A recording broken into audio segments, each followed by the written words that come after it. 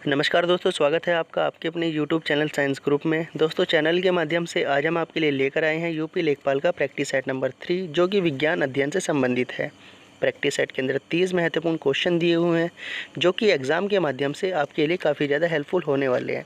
तो दोस्तों, अगर आप चैनल पर नए हैं तो चैनल को लाइक व सब्सक्राइब जरूर कीजिएगा और हमारी लेटेस्ट वीडियो को देखने के लिए बेल आइकन को जरूर दबाएँ। दोस्तों, जानकारी के लिए एक बार आपको बताना चाहता हूँ कि यह विज्ञान का प्रैक्टिस सेट नंबर 3 है। इससे पहले लेखपाल के हमने 2 प्रैक्टिस सेट 30-30 नंबर के डाले हुए हैं। टोटल ये 90 नंबर का टेस्ट है। अगर आपने वो टेस्ट नहीं देखे हैं तो वीडियो के नीचे लिंक है, वहाँ पर आप जाकर वो टेस्ट को देख सकते हैं। तो दोस्तों, चलते हैं आज के क्वेश्चन नंबर फर्स्ट की ओर। तो इससे पहले हमने 60 क्वेश्चन कर लिए हैं 2 वीडियो के अंदर। अब हमारे पास में ये 61वां क्वेश्चन है।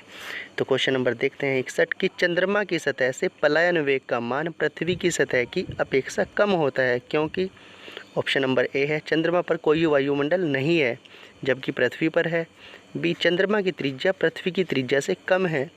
या सी, चंद्रमा सूर्य के अधिक निकट है। और डी, चंद्रमा का द्रव्यमान कम है। तो क्वेश्चन 61 का है आपका right answer option number B. Question number 62 देखते हैं कि एक साइकिल चालक को प्रारंभ में अधिक बल क्यों लगाना पड़ता है?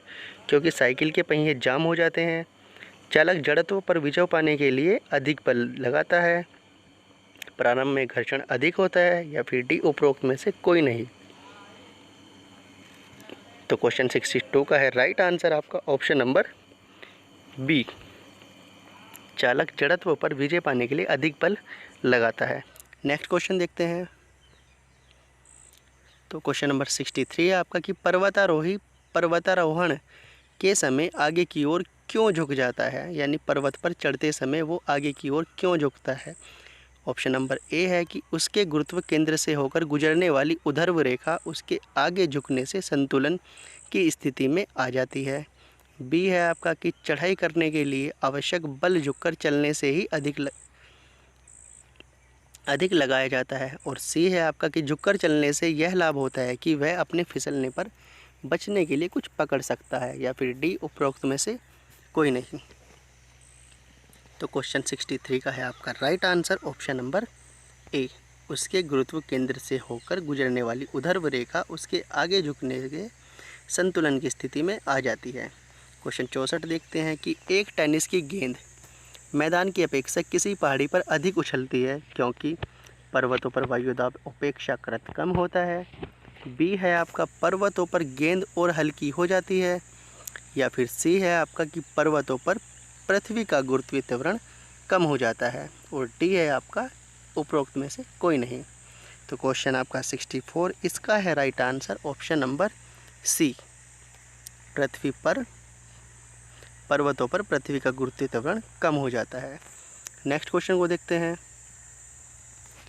नदी से निकलकर समुद्र में प्रवेश करते ही जहाज कुछ ऊपर उठ जाता है, क्योंकि समुद्र का जल स्तर ऊंचा हो जाता है, समुद्र में अधिक ऊंची लहरें होती है, समुद्र के जल का घनत्व अधिक होता है, अतः वस्तु को ऊपर की ओर उछालने वाला बल भी अधिक होता है। या फिर डी, उपरोक्त में से कोई नहीं। तो क्वेश्चन 65 का है आपका right answer option number C, इसका राइट आंसर है। क्वेश्चन नंबर 66 देखते हैं कि जब घोड़ा तांगे को खींचता है तो तांगा किस बल के कारण आगे बढ़ता है? क्वेश्चन बहुत ही ज़्यादा इंपॉर्टेंट है, प्लीज़ क्वेश्चनों को ध्यानपूर्वक पढ़िएगा। ऑप्शन नंबर ए है कि तांगे द्वारा घोड़े पर लगाए गए बल के कारण। बी, घोड़े द्वारा तांगे पर लगाए गए बल के कारण। सी है आपका घोड़े द्वारा अपने पैरों से पृथ्वी पर लगाए गए बल के कारण। या फिर डी, पृथ्वी पर घोड़े के पैरों पर लगाए गए प्रतिक्रिया बल के कारण। तो क्वेश्चन 66 का है आपका right answer option number D, प्रतिक्रिया बल के कारण। नेक्स्ट क्वेश्चन नंबर 67 देखते हैं कि घूर्णन करती एक मेज पर अचानक एक लड़का आकर बैठ जाता है, मेज के कोणीय वेग पर क्या प्रभाव पड़ेगा? कम हो जाएगा, बढ़ जाएगा, उतना ही रहेगा, या फिर कुछ कहा नहीं जा सकता? तो क्वेश्चन आपका 67, इसका है right answer option number A, कम हो जाएगा। नेक्स्ट क्वेश्चन देखते हैं कि डबल डेकर बस के ऊपरी डब्बों में यात्रियों के खड़े रहने की अनुमति क्यों नहीं होती है? क्योंकि ऊपरी डब्बों की फर्श कमज़ोर होती है, सीटें तो ढांचे पर खड़ी होती है। बी है आपका बस भारी हो जाती है। सी, बस का गुरुत्व केंद्र ऊंचा न हो जाए जिससे बस लुढ़कने की संभावना होती है, या फिर डी उपरोक्त में से कोई नहीं। तो क्वेश्चन 68 का है आपका right answer option number C, बस का गुरुत्व केंद्र ऊंचा न हो जाए, इससे बस लुढ़कने की संभावना होती है। देने का उद्देश्य है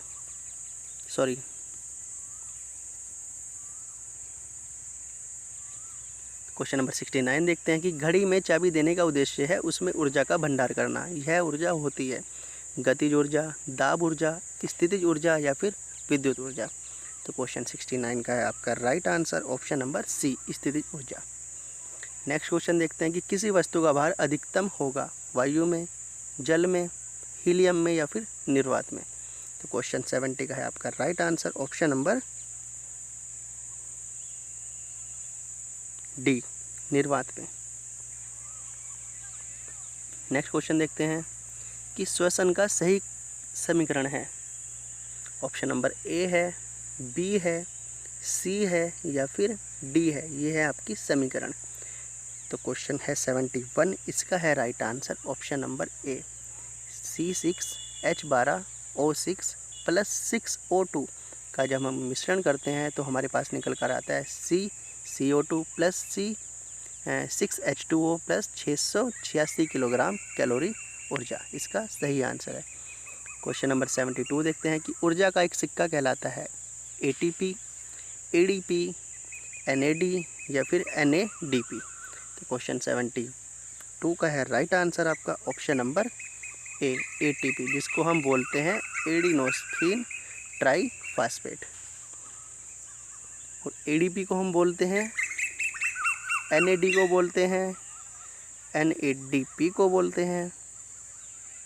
तो देखते हैं दोस्तों क्वेश्चन नंबर 73 कि अवयवीय श्वसन में मांसपेशियां उत्पन्न करती है साइट्रिक अम्ल, लैक्टिक अम्ल, ऑक्जेलिक अम्ल या फिर एसिटिक अम्ल। तो क्वेश्चन 71 का है आपका right answer option number B, lactic अम्ल, इसका राइट आंसर है। तो देखते हैं कि सामान्य अवस्था में मनुष्य प्रति मिनट कितनी बार सांस लेता है, 1 से 2 बार, 12 से 15 बार, 50 से 70 बार या फिर डी 100 से 110 बार। तो क्वेश्चन 74 का है आपका right answer option number B, यानी कि 12 से 15 बार 1 मिनट में वो सांस लेता है। क्वेश्चन नंबर 75 देखते हैं कि जिन रोगियों की शल्यक्रिया सर्जरी हुई होती है उन्हें पीड़ाहार के रूप में दिया जाता है कोकीन, कोका, मॉर्फिन, हेरोइन या फिर डिस्प्रिन। तो क्वेश्चन 75 का है आपका right answer option number B, उनको दिया जाता है मॉर्फिन। अब देखिए, मॉर्फिन एक बहुत प्रभावी शामक, सेडेटिव और पीड़ाहार है। इसके लिए जिन रोगियों की शल्यक्रिया सर्जरी हुई होती है उनके लिए बहुत ही ज़्यादा ये उपयोगी होती है मॉर्फिन। क्वेश्चन नंबर 76 देखते हैं कि प्रकाश अनुवर्तन में जुड़े हुए हार्मोन हैं ऑक्सीजन, जिब्रेलिन, साइटोकिनिन या फिर एथिलीन। तो क्वेश्चन नंबर 76 का है आपका राइट आंसर ऑप्शन नंबर ए, ऑक्सीजन। क्वेश्चन नंबर 77 देखते हैं कि निम्न में से किस पौधे का प्रयोग पीलिए के उपचार में होता है, हिब्रिक्स, मसा, एक्लिप्टा या फिर क्रोटालारिया। तो क्वेश्चन 77 का है आपका right answer option number C, Eclipta. Next question देखते हैं कि क्लोरोफिल ए तथा बी किस रंग के प्रकाश को अधिक अवशोषित करते हैं, हरे रंग को, नीले रंग को, पीले रंग को या फिर लाल रंग को। तो क्वेश्चन 78 का है आपका right answer option number A, हरे रंग को करती है। 79 है कि बच्चों में क्रिटिनिज्म रोग किसकी कमी से होता है, रेटिनॉल, थायमिन, कैल्सीफेरोल या फिर थायरोक्सिन। तो क्वेश्चन नंबर 79 का है आपका right answer option number D, thyroxine की वजह से यह रोग होता है। कभी कभी मुंह से सांस लेना पड़ता है। क्वेश्चन नंबर 80 है, जिससे जवाई कहते हैं, यह कब होता है, यानी जब हम मुंह से सांस लेते हैं, जवाई लेते हैं, तो ये हमारे साथ कब होता है, जब हमारा आमाशय भरा हो, यानी पेट भरा हो, आमाशय में वायु पहुंच जाए। सी है आपका ऊतकों में ऑक्सीजन की कमी हो जाए, या फिर डी सांस न लिया जाए तथा दम घुटता हो। तो क्वेश्चन 80 का है आपका right answer option number C, यानी कि ऊतकों में ऑक्सीजन की कमी हो जाए तब हम जुभाई लेते हैं। क्वेश्चन नंबर 81 है कि द्रव्यमान के अनुसार ग्रहों का अवरोही क्रम है। बृहस्पति, वरुण, शनि और अरुण, शनि, बृहस्पति, वरुण व अरुण, बृहस्पति, शनि, वरुण, अरुण, या फिर बृहस्पति, शनि, अरुण, वरुण। तो क्वेश्चन 81 का है आपका right answer option number C, बृहस्पति, शनि, वरुण और अरुण। ये हैं आपके द्रव्यमान के अनुसार अवरोही क्रम में, यानी घटते हुए क्रम में, बढ़ते से घटते हुए क्रम में। क्वेश्चन नंबर 82 देखते हैं कि साइबेरिया से विभाजित होने से बचने एवं साइबेरिया को अलास्का से अलग रखने के लिए 75 डिग्री उत्तरी अक्षांश पर अंतर्राष्ट्रीय तिथि रेखा मोड़ी गई है। उत्तर की ओर, दक्षिण की ओर, पूर्व की ओर या फिर पश्चिम की ओर। तो क्वेश्चन है आपका 82, इसका है right answer option number C, पूर्व की ओर मोड़ी गई है ये रेखा। नेक्स्ट क्वेश्चन देखते हैं कि किस चट्टान के क्षरण से काली मिट्टी का निर्माण होता है, जिसे रेगुड़ मिट्टी भी कहा जाता है। रेंगूर मिट्टी बोलते हैं इसको, ये रेगुड़ मिट्टी गलत लिखा हुआ है, इसको हम रेंगूर मिट्टी बोलते हैं। ठीक है दोस्तों, रेंगून मिट्टी। तो ये कौन सी है? अंत निर्मित मिट्टी है यानी आग्नेय चट्टान है, बाह्य आग्नेय चट्टान है, अवसादी चट्टान है, या फिर रूपांतरित चट्टान है। तो क्वेश्चन 83 का आपका है right answer option number B. दोस्तों, अगर आपको क्वेश्चन पसंद आ रहे हैं तो प्लीज़ चैनल को लाइक व सब्सक्राइब जरूर कीजिएगा, और अगर आपके पास कोई भी सुझाव हमारे लिए है तो प्लीज़ अपना सुझाव कमेंट बॉक्स में ज़रूर डालिएगा। नेक्स्ट क्वेश्चन देखते हैं कि निम्न में से कौन सा जोड़ा गलत है। स्टेपी, यूक्रेन, वेल्ड, दक्षिण अफ्रीका, ये घास के मैदान है दोस्तों, ध्यान दीजिएगा। न्यूजीलैंड, पुस्टाज, या फिर ऑस्ट्रेलिया डाउन्स। क्वेश्चन नंबर 84 का आपका राइट आंसर है ऑप्शन नंबर सी, न्यूजीलैंड के अंदर पुस्टाज घास नहीं पाया जाता है, बाकी स्टेपी यूक्रेन के अंदर भी पाया जाता है। वेल्ड दक्षिण अफ्रीका का घास है, ऑस्ट्रेलिया डाउन्स है, और न्यूजीलैंड के अंदर आपका घास पाया जाता है ये। अब क्वेश्चन नंबर 85 देखते हैं कि पालनी और इलायची की पहाड़ियाँ कहाँ पर स्थित है। पश्चिमी घाट पर, पूर्वी घाट पर, कश्मीर या पंजाब हिमालय, या फिर नेपाल हिमालय। तो क्वेश्चन 85 का है आपका राइट आंसर ऑप्शन नंबर ए, पश्चिमी घाट। नेक्स्ट क्वेश्चन की ओर देखते हैं, निम्न में से कौन सी नदी झारखंड में स्थित नहीं है। रारू नदी, स्वर्णरेखा नदी, शंख नदी, या फिर गोकक नदी। तो क्वेश्चन 86 है, इसका है right answer option number D, Gokak नदी जो है झारखंड के अंदर नहीं, बाकी ये तीनों जो नदी है आपकी ये झारखंड के अंदर पाई जाती है। झारखंड की राजधानी है दोस्तों रांची। तो क्वेश्चन नंबर 87 देखते हैं कि गुजरात में सर्वाधिक वन्य जीव अभ्यारण्य कहाँ है। भारत में सर्वाधिक। ऑप्शन नंबर ए गुजरात में है, बी महाराष्ट्र में है, सी असम में है, या फिर डी अंडमान निकोबार द्वीप समूह में है। तो क्वेश्चन 87 है, इसका है right answer option number D, Andaman व निकोबार द्वीप समूह में सबसे ज़्यादा वन्यजीव अभ्यारण्य है। क्वेश्चन नंबर नेक्स्ट की ओर चलते हैं। अब देखिए रारू नदी, ये है आपका क्वेश्चन नंबर 86 का विश्लेषण। रारू नदी गौतम धारा या जोनोहा जलप्रपात, स्वर्णरेखा आपकी हुंड्रू में है जलप्रपात है, शंख नदी सारनी जलप्रपात में है, और गोकाक नदी आपकी कर्नाटक के अंदर, यानी जो नदी थी आपकी गोकाक वो कर्नाटक के अंदर होती है। अंडमान निकोबार इस के अंदर है 94 अभ्यारण्य, जो आपका वन्यजीव अभ्यारण्य है, टोटल इसके अंदर 94 है। ठीक है दोस्तों, नेक्स्ट क्वेश्चन देखते हैं कि एशिया का सबसे बड़ा परमाणु विद्युत ग्रह है। तारापुर महाराष्ट्र में है, रावतभाटा राजस्थान में, नरोरा उत्तर प्रदेश, या कलपक्कम तमिलनाडु। तो क्वेश्चन 88 का है आपका राइट आंसर ऑप्शन नंबर ए, तारापुर महाराष्ट्र में।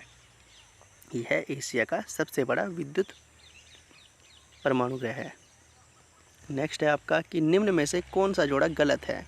अहमदाबाद के अंदर साबरमती नदी है, गुवाहाटी के अंदर ब्रह्मपुत्र नदी है, उज्जैन के अंदर शिप्रा नदी है, या फिर श्रीनगर के अंदर चेनाब नदी है। तो क्वेश्चन 89 का है आपका राइट आंसर, श्रीनगर के अंदर चेनाब नदी है। यह गलत है, श्रीनगर के अंदर चेनाब नदी नहीं है, चेनाब नदी है आपकी। तो दोस्तों चलते हैं आज के क्वेश्चन नंबर लास्ट की ओर। उम्मीद है आपको क्वेश्चन बहुत ही पसंद आए होंगे। अगर आपको क्वेश्चन पसंद आते हैं तो प्लीज़ हमारी वीडियो को लाइक व सब्सक्राइब जरूर कीजिएगा और हमारे चैनल को सब्सक्राइब करें। तो दोस्तों देखिए, तारापुर भारत का प्रथम परमाणु विद्युत ग्रह है। रावतभाटा कनाडा के सहयोग से स्थापित जो राणा प्रताप सागर पर स्थित है। ठीक है दोस्तों, यह 88 का रावतभाटा राजस्थान जो है आपका। और श्रीनगर के अंदर आपकी झेलम नदी है, न कि चेनाब नदी है।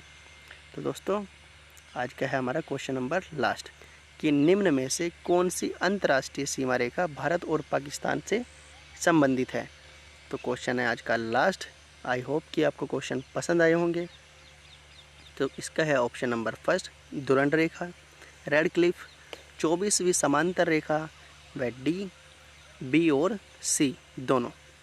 तो क्वेश्चन है आपका 90, इसका है right answer option number D, B और सी दोनों होती हैं। ठीक है दोस्तों। तो दोस्तों वीडियो को देखने के लिए आपका बहुत बहुत धन्यवाद। अगर आपको वीडियो पसंद है तो वीडियो को लाइक ज़रूर कीजिएगा। तब तक के लिए जय हिंद, जय भारत।